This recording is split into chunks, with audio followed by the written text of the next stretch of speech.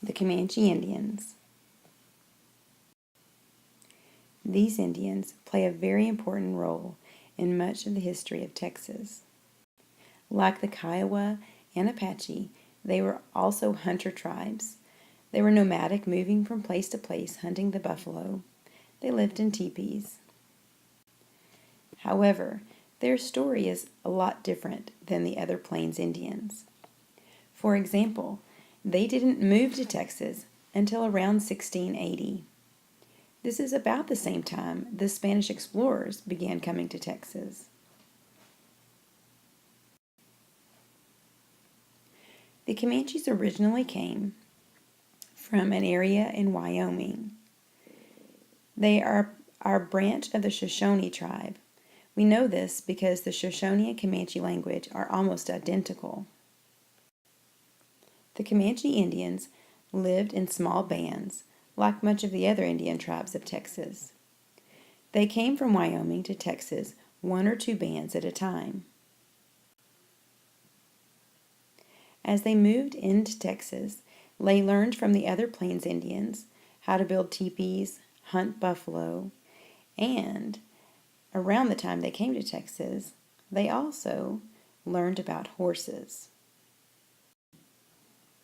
The Comanche were natural horsemen. They could do things on horses that most other people wouldn't even think about doing. Not only could they ride on the side of the horse and shoot from the side, they could ride from the front of the horse and shoot from the front of the horse. They also could get horses to run longer and faster than other people could. This increased their ability to be fierce and win against the other tribes of the area.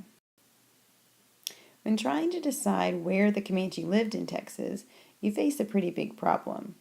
All of these maps are maps that came from the internet that try to show you where the Comanche lived. Some will tell you here, some will tell you here, some will tell you even down into Mexico. And all of those are true because the Comanche lived wherever they wanted to live. Most other tribes wanted nothing to do with the Comanche. They were very fierce and very strong and pretty much got whatever they wanted. So if they wanted to go to Mexico, they went to Mexico. If they wanted to come down close to Clifton, they came down close to Clifton. What determined where they moved was where the buffalo were. So on your map, you might just highlight the areas that you don't already have highlighted for the Plains Indians. Maybe somewhere around in here. The Comanche Indians were very smart. They learned other languages of other tribes and other Spanish explorers and French explorers very quickly. They also learned a sign language. They learned these languages so they could trade with anyone they came into contact with. And the Comanches were good traders, and everyone traded with them because they didn't really have a choice. Most of the things that the Comanches traded were actually stolen from other people. The Comanches really valued strength. And this is one place in history that's really tricky because when we talk about stealing, we automatically say, well, stealing is wrong, you should never steal, stealing is bad. But the Comanches had such a hard life on their way to Texas that they really learned that they were going to do whatever they had to do to survive, even if that included stealing, and it often did. So that by the time they came to Texas, it was really a part of their culture to steal. But they didn't look at it negatively like we did. In their eyes, if they were stronger than you and could steal something from you, that really wasn't their fault, that was yours. If you didn't want to have things stolen from you, you should be stronger and prevent that. And so when they stole things or kidnapped things from kidnapped people, the other Indian tribes and people who lived nearby them were expected to come buy those stolen goods back. So that's how they traded. They took your things, and then you came and gave them things, and they gave your stuff back. So if they stole your son, then you may have to bring them some cows and guns and ammunition in order to get your son back. And that seemed fair to them because they were stronger than you. In the Comanche culture, strength equals survival.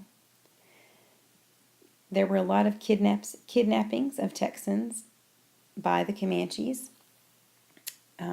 There were also a lot of raids where the Comanches came into the places where people lived in Texas and killed a lot of the people.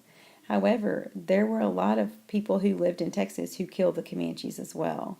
So I don't want you to think that everything the Comanches did was just mean-spirited.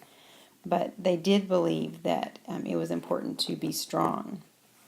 And I think some of the numbers that I've read, the Comanches kidnapped up to 20,000 people in Texas. That's a lot of people to kidnap.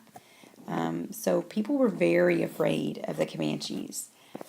The Spanish explorers, the French explorers, other people that moved in from the United States, people were very afraid of the Comanches, and that included the Apaches, the Humanos, the other Indians that lived in Texas. So wherever the Comanches were, most other people tried to stay out of that area and did not live there. And because of that, a huge chunk of Texas was left unsettled by anybody but the Comanche for hundreds of years.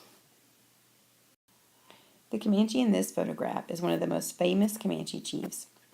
His name was Quanah Parker. If you have time this week, you're going to get to study him and find out a little bit about his story and his mom's story as well. On your Indian packet, you can write any two things that you think you want to remember about the Comanche Indians.